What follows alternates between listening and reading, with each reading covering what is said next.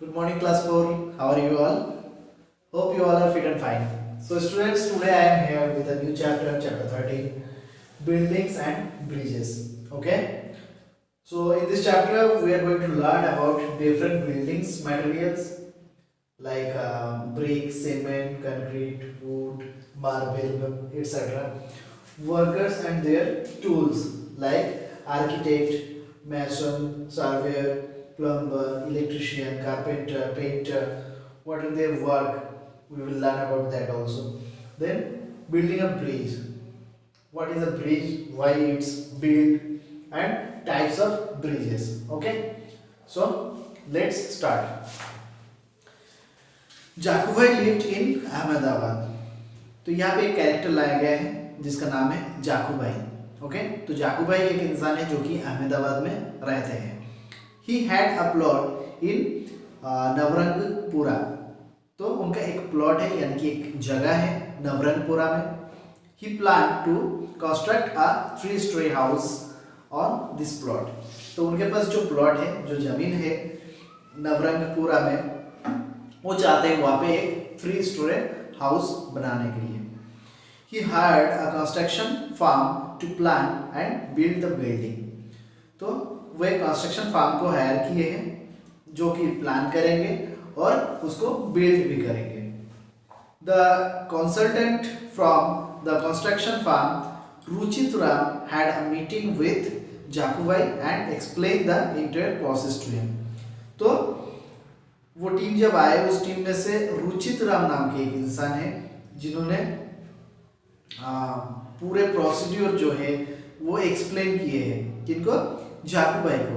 तो जाकूबाई को सारी चीजें समझा दी कि किस तरह से प्लानिंग किया जा रहा है और किस तरह से वो काम होगा। ओके, पूरा प्रोसेस समझा दिया। Different materials are used to build houses. ये हाउस बनाने के लिए बहुत अलग अलग मटेरियल्स का यूज किया जाएगा। Earlier houses were made of mud, dry leaves, bamboo, straw and would. पहले का पुराना दिन में जो घर बनता था वो मिट्टी का होता था, सूखा पत्ते से बना हुआ होता था, स्ट्रॉ, वुड और बैम्बू, ये सब के इस्तेमाल करके बनाया जाता था। They were not strong house and needed to be repaired often. तो वो जो हाउस बनता था पुराना दिन में, वो हाउस ज़्यादा दिन तक नहीं रहता था, उसको बारी बारी से रिपेयर करने की ज़रूरत पड़ता था। Nowadays, houses are built with brick, cement, concrete and iron. तो आज के दिन में हाउस जो बनाया जाता है वो बनाया जाता है ब्रिक से, सीमेंट से, कंक्रीट से एंड आयरन से। They are strong and durable. तो ये जो चीज़ें आज के दिन में यूज होता है हाउस बनाने के लिए, ये काफ़ी स्ट्रॉन्ग होता है और ड्यूरेबल भी होता है, काफ़ी लॉन्ग टाइम तक रह जाता है। सो डिफरेंट बिल्डिंग मटेरियल्स अब देखते हैं। Number 1, bricks. Bricks are made of clay. तो ब्रिक जो है वो क्ले से बनता है, कीचड़ से बनता है। Clay is dark and pounded with mashes. It is mixed with water to form a smooth mixture. तो पहले तो जमीन खोद दिया जाता है, खोदने के बाद मशीन से वहां से मिट्टी निकाल के उसके साथ पानी मिलाया जाता है। Okay, this mixture is poured into a ribbon which is a long rectangle mold। तो इसके बाद वो मिट्टी जो कीचड़ बना दिया जाता है बेसिकली, उसको एक शेप पहले से बना हुआ रहता है जिसके अंदर डाल दिया जाता है। The long ribbon is cut into blocks of many bricks with the help of a machine. तो यहाँ पे रेक्टेंगल मोल्ड जिसके अंदर डाल दिया जाता है, इसमें जो प्रोसेस बता रहा है कि इसमें एक साथ बहुत सारा ईटा बनता है। ओके, उसको बाद में पीस पीस करके काट दिया जाता है मशीन की हेल्प से। When the bricks are dry they are put into a kiln. When the bricks are ready, they are taken out and cooled। तो जो चिमनी हम लोग देखते हैं, तो ईंट जब सूख जाता है तो उसको चिमनी के अंदर डाल के उसको जलाया जाता है। ओके, ताकि वो हार्ड हो जाए और फिर जब वो बन जाता है, रेडी हो जाता है, तो उसको बाहर निकाल के ठंड किया जाता है। They are now hard and ready to use in construction work। Okay, तो इस तरह से हार्ड किया जाता है। पहले तो मिट्टी निकाल के उसको पानी में मिलाया जाता है, मिला के अच्छा सा पेस्ट बना के उसको छोटा छोटा ब्लॉक आप देखोगे यहाँ पे आसपास में जो चिमनी है उसमें अगर आप जाओगे तो देखोगे छोटा छोटा वुड का बॉक्स जैसा होता है, उसके अंदर मिट्टी डाला जाता है, डाल के उसको फिल करके फिर पलट के निकल लिया जाता है, राइट। फिर उसको सूखने के लिए छोड़ दिया जाता है। सूख जाता है तो उस मिट्टी को फिर अंदर डाल के, चिमनी के अंदर डाल के उसको जलाया जाता है और फिर वहां से निकाल के उसको घर पे यूज करने के लिए लगाया जाता है। Okay, next cement. Cement is made by heating limestones with the small quantities of other materials at a very high temperature in a kiln। तो सीमेंट जो है ये लाइमस्टोन से बनता है और उसमें कुछ अलग अलग मटेरियल्स भी थोड़ा बहुत मिला हुआ रहता है जो कि बहुत हाई टेम्परेचर में बनाया जाता है। A hard substance called clinker is formed। तो उसमें एक हार्ड सब्सटेंस बनता है जिसका नाम है clinker. Okay, it is then grinded into a powder and mixed with a small amount of gypsum to make ordinary Portland cement। तो उसके बाद ये जो हार्ड बनता है उसको फिर ग्राइंड किया जाता है, ग्राइंड करके पाउडर बनाया जाता है और उस पाउडर के साथ थोड़ा सा जिप्सम मिलाया जाता है। ओके, मिला के फिर वो सीमेंट रेडी हो जाता है, मार्केट में रिलीज किया जाता है। देखिए इसमें कुछ कुछ टर्म्स है जो आप लोगों को समझ में नहीं आ रहा है और नहीं आएगा है, इसमें कुछ ज़्यादा दे दिया गया है। ठीक है, आप लोगों के अकॉर्डिंग क्लास 4 में आप लोग पढ़ते हैं उस अकॉर्डिंग देखा जाए तो कुछ चीज़ें ज़्यादा दिया गया है जो कि अभी आप लोगों को समझने में थोड़ा बहुत दिक्कत हो सकता है। ओके, सो ज़्यादा सोचने की ज़रूरत नहीं है, बस सीमेंट जो आप पहचानते हैं वही सीमेंट है, वो किस तरह से बन रहा है ये भी यहाँ पे बता दिया। ओके, नेक्स्ट आता है concrete. Concrete is a mixture of cement, fly ash, sand, water and other chemicals। तो कंक्रीट जो होता है वो cement, fly ash, sand, water and other chemicals का मिक्सचर है। Okay, concrete solidifies and hardens after mixing with water and makes the building strong। तो ये concrete जो है ये जम जाता है। तो कंक्रीट क्या चीज से बनता है? एक तो cement, fly ash, sand, water और अदर केमिकल्स ये सारे मिला के, ठीक है, जब रख दिया जाता है थोड़ी देर बाद ही वो बहुत सख्त हो जाता है, हार्ड हो जाता है और ये काफी स्ट्रॉन्ग भी होता है। Next, wood. Wood is used to make the doors and windows of a house. Wood जो है वो किस काम में आता है आप लोगों को पता ही है कि घर का डोर, फिर विंडो, ये सारे बनाने के लिए वुड का यूज होता है। A wooden shuttering is used to construct the roof and columns। तो ये जो वुडन शटरिंग होता है, यानी कि देखोगे कभी छत जब बनाया जाता है तो उस टाइम नीचे से लकड़ी से पूरा लगा दिया जाता है, फिर ऊपर में डाल दिया जाता है, राइट। तो वो जो नीचे से वो वुड का ही बना हुआ होता है, उसको शटरिंग कहा जाता है। फिर जो कलम खड़ा किया जाता है, कलम खड़ा करने के लिए भी देखोगे लकड़ी का बना हुआ चीजों से पहले कवर किया जाता है, फिर अंदर वो सीमेंट वगैरह मिला के उसको डाला जाता है, बालू सीमेंट मिला के। Okay, then other materials like tiles and marble for flooring, granite for kitchen slabs, bathroom fittings, plastic pipes, switches and cables for electric fittings, paint and brushes for painting, etc. are also used during the construction of a house। तो इसके साथ साथ ये सारी चीज तो necessary है ही, इसके साथ टाइल्स और मार्बल जो फ्लोर बनाने के लिए यूज किया जाता है, फिर ग्रेनाइट का यूज किया जाता है किचन स्लैब्स में, बाथरूम फिटिंग्स, बाथरूम में बहुत सारे चीजों देखोगे यूज होता है, प्लास्टिक पाइप्स का यूज होता है, स्विचेस, केबल्स, इलेक्ट्रिक जो फिटिंग्स, बोर्ड वगैरह लगाया जाता है। देन पेंट करने के लिए कलर की जरूरत होता है, पेंटिंग की, और ब्रशेस की जरूरत होता है। तो ये सारी चीजें भी एक घर कंस्ट्रक्शन करने के लिए जरूरत होता है। तो ये चीजों को क्या करते हैं, देखने में काफी खूबसूरत बनाता है। Okay, as work starts the site is cleared of all debris, the land is dug out and foundation is laid using concrete, brick and steel beams to make a strong foundation। Okay, तो जब construction start होता है तो उस time पहले तो जगह को साफ किया जाता है, साफ करके उसको काफी डीप करके खोद लिया जाता है। ओके, उसके बाद नीचे का भीत जो हम लोग कहते हैं कि घर बनाने के लिए भीत मजबूत होना जरूरी है, राइट। तो पहले नीचे कंक्रीट से भीत बनाया जाता है अच्छे से। ओके। और स्टील का बीम वगैरह लगाया जाता है, बीम लगा के ताकि वो ज्यादा स्ट्रांग हो। The building's frame is erected to provide the basic shape to the building. तो बिल्डिंग को बेसिक शेप देने के लिए बिल्डिंग का जो फ्रेम है उसको बना लिया जाता है। Wooden scaffolding is erected around the building's frame to help the labours to reach high areas and work conveniently.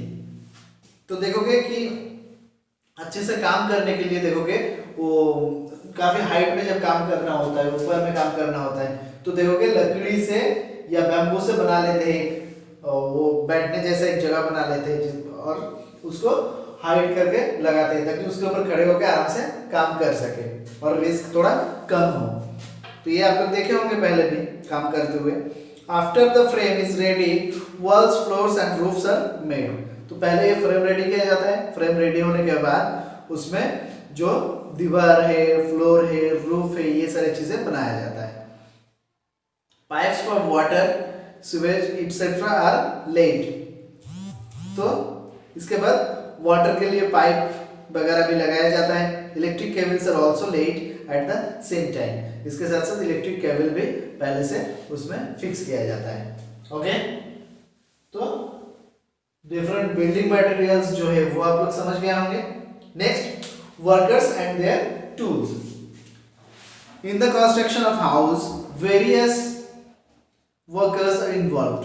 तो एक हाउस को कंस्ट्रक्ट करने के लिए बहुत अलग अलग वर्कर्स उसमें इन्वॉल्व रहते हैं। They use different types of machines. तो अलग अलग जो वर्कर्स होते हैं वो अलग अलग मशीन का भी यूज करते हैं। तो first one is architect. An architect use drawing board to draw the design of a house. तो आर्किटेक्ट जो है वो बेसिकली आपका घर का डिजाइन बनाते हैं। Okay, but this days architect use computers for designing buildings. तो आर्किटेक्ट जो है वो ड्राइंग बनाते हैं, बेसिकली आपका घर किस तरह का घर आप चाहते हैं उस हिसाब से वो ड्राइंग बना देते हैं। और ड्राइंग बनाने के लिए उनके पास एक ड्राइंग बोर्ड होता है, ओके, जिसपे वो ड्राइंग बनाते हैं। लेकिन आज के डेट पे ये ड्राइंग वगैरह जो है, डिजाइन जो है, भी कंप्यूटर में ही लोग बनाते हैं। Structural engineers work with architects to finalize the design of a building before construction starts. तो स्ट्रक्चरल इंजीनियर्स होते हैं जो कि आर्किटेक्चर के साथ रहते हैं और डिजाइन को फाइनल करते हैं उस पर वर्कआउट करने के पहले। ओके, एक बिल्डिंग बनाना स्टार्ट होने के पहले वो प्लान वगैरह रेडी होता है, डिजाइन रेडी होता है और एक आर्किटेक्चर एंड स्ट्रक्चरल इंजीनियर्स दोनों मिलकर उसको फाइनल करते हैं तो बिल्डिंग बनना शुरू होता है। Next, mason. Mason builds the wall step by step. तो मैसन जो होते हैं वो क्या करते हैं, वॉल जो है वो स्टेप बाय स्टेप बनाते हैं।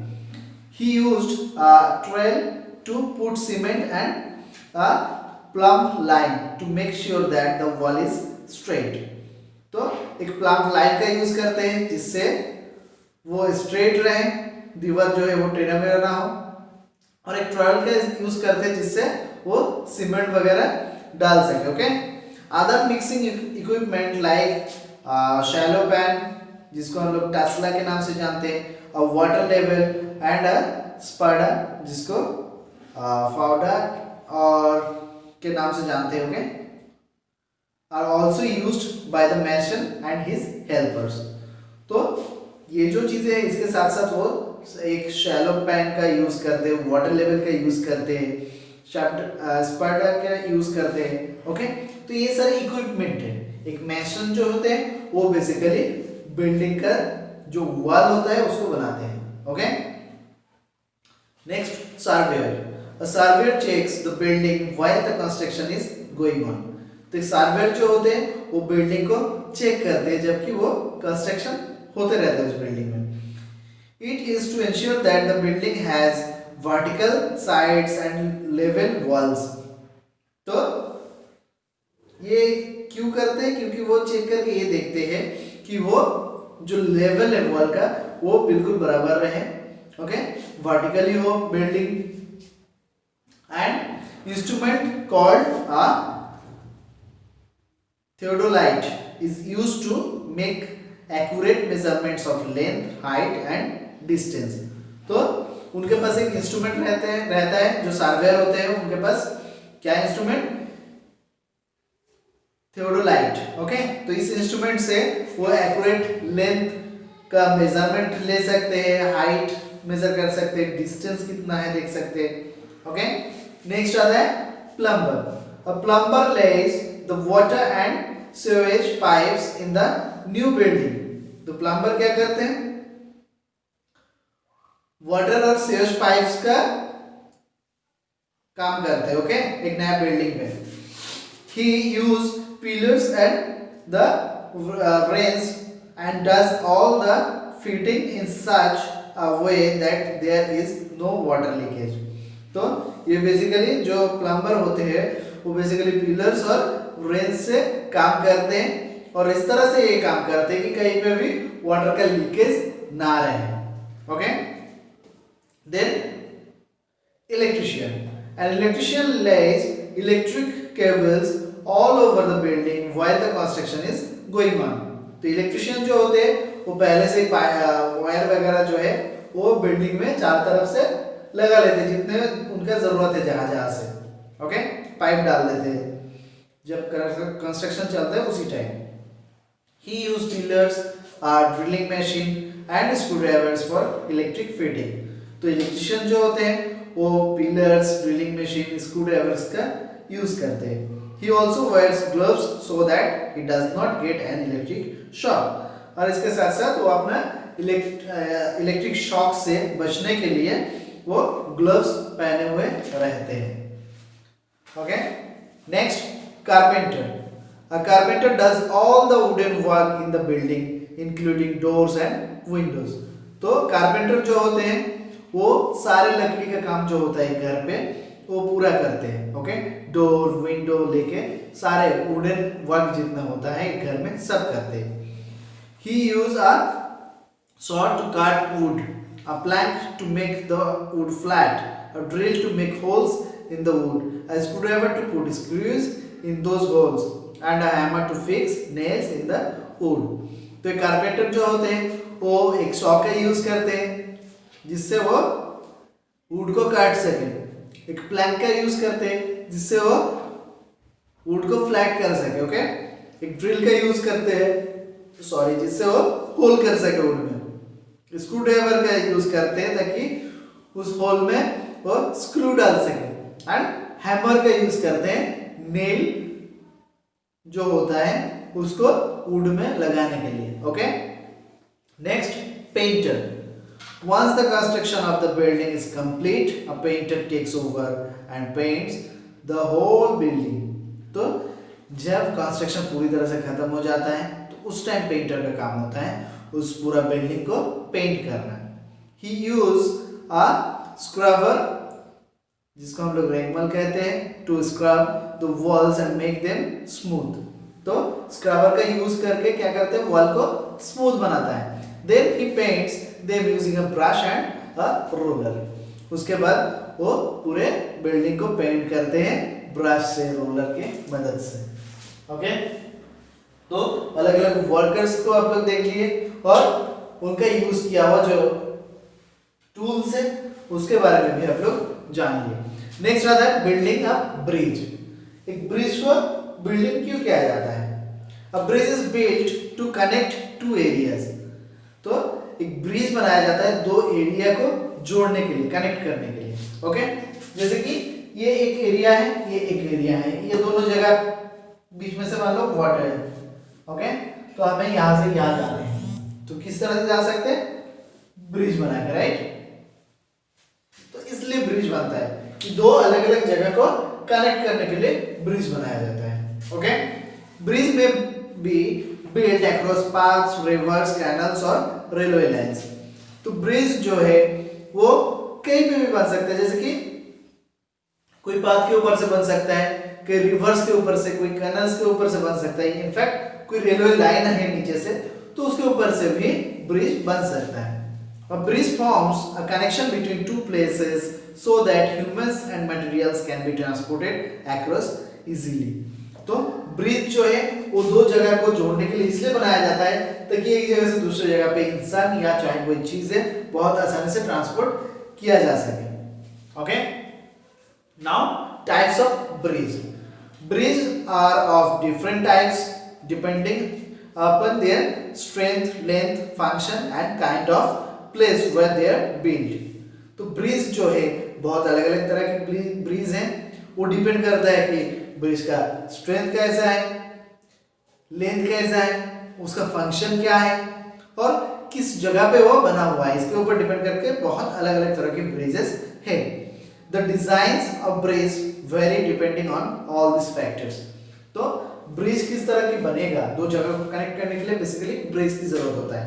तो ब्रिज तो जैसे तैसे भी बनाया जा सकता है, इसको अलग अलग मॉडल से क्यों बनाया जाता है? एक ही जैसे सारे ब्रिज बन सकता था, ये अलग अलग इसलिए बनता है कि वो दो जगह किस तरह की है, किस काम से वो ब्रिज बन रहा है, वहाँ का कंडीशन कैसा है, ये सारे चीजों के ऊपर डिपेंड करके उस ब्रिज को बनाया जाता है। इसलिए ब्रिज जो है वो अलग अलग डिजाइन का होता है। ओके, तो नाउ ये जो अलग अलग ब्रिजेस हैं इसके बारे में हम लोग पढ़ेंगे, लेकिन यहाँ पे बहुत ज़्यादा दे दिया गया है और किस तरह से बना है ये ब्रिज वो भी बताया गया है, लेकिन ये आप लोगों की अभी ज़रूरत नहीं है। तो अभी आप लोगों को याद क्या रखना है, ये जो ब्रिज यहाँ पे पिक्चर में आप देखो 94 पिक्चर नंबर पेज नंबर 94, इसमें जो पिक्चर दिया गया है बीम ब्रिज, तो बीम ब्रिज का जैसे कि यहाँ पे बताया गया बीम ब्रिज। ओके, तो बीम ब्रिज का एग्जांपल यहाँ पे एक दिया गया है, कौन सा, ये जो एग्जांपल दिया गया है, ये एग्जांपल को आपको याद रखना है। तो बीम ब्रिज का सबसे लॉन्गेस्ट ब्रिज कौन सा है, ये। ओके, इतना ही आपको याद रखना है, बस इस फोटो के साथ इस नाम को याद रखना है और आपको याद रखना है कि इस तरह की ब्रिज जो है इसको बीम ब्रिज कहा जाता है। Okay, so beam bridge are the most common bridge in use this days. तो आज के दिन में बीम ब्रिज जो है ये काफी कॉमन है, हर जगह पे देखने को मिलता है। तो यहाँ पे जो बीम ब्रिज दिया गया है, the world's longest beam bridge is the Lake Pontchartrain causeway in southern Louisiana in the United State. तो इतना ज्यादा कुछ आपको याद रखने की जरूरत नहीं है, आपको बस याद रखना है बीम ब्रिज जो है वो इस तरह की दिखता है, बस फोटो को देखो ध्यान से, इस फोटो की तरह बीम ब्रिज को दिखता है। और longest, world longest beam bridge का नाम क्या है, फोटो के अंदर देखो दिया गया है, lake Pontchartrain causeway bridge. Okay, तो इतना याद रखना है आपको। Sorry, next cantilever bridge. तो कैंटिलीवर ब्रिज जो है ये हॉरिजॉन्टल बीम से बना हुआ होता है। तो किस तरह से बना हुआ होता है हमें देखने की जरूरत नहीं है, बस इतना देखिए। कैंटिलीवर ब्रिज जो है उसका लार्जेस्ट कैंटिलीवर ब्रिज जो है वर्ल्ड का वो क्या है, Quebec bridge. Okay, Quebec bridge, लेकिन यहाँ पे हावड़ा ब्रिज कर दिया गया है, क्यों, क्योंकि हावड़ा ब्रिज जो है इंडिया में है और इसको आप देखेंगे तो आप आसानी से समझ सकते हैं कि कैंटिलीवर ब्रिज किस तरह की होता है। ओके, तो हावड़ा ब्रिज वर्ल्ड के लॉन्गेस्ट कैंटिलीवर ब्रिज नहीं है, बट इंडिया में है। ओके, तो लॉन्गेस्ट कौन सा है, द क्यूबेक ब्रिज, याद रहेगा। Next arch bridge. Arch bridge जो है लॉन्गेस्ट कौन सा है, आर्च ब्रिज देखो यहाँ पे दिया गया है, चैतन्यवन ब्रिज। ओके, तो नाम के साथ फोटो को याद रखना और उस ब्रिज कौन सी ग्रुप में आता है। ओके, ये याद रखना है आपको। Next suspension bridges. Suspension bridges जो है इसमें द लॉन्गेस्ट ब्रिज कौन सी है, अक्षी केक्यो ब्रिज। ओके,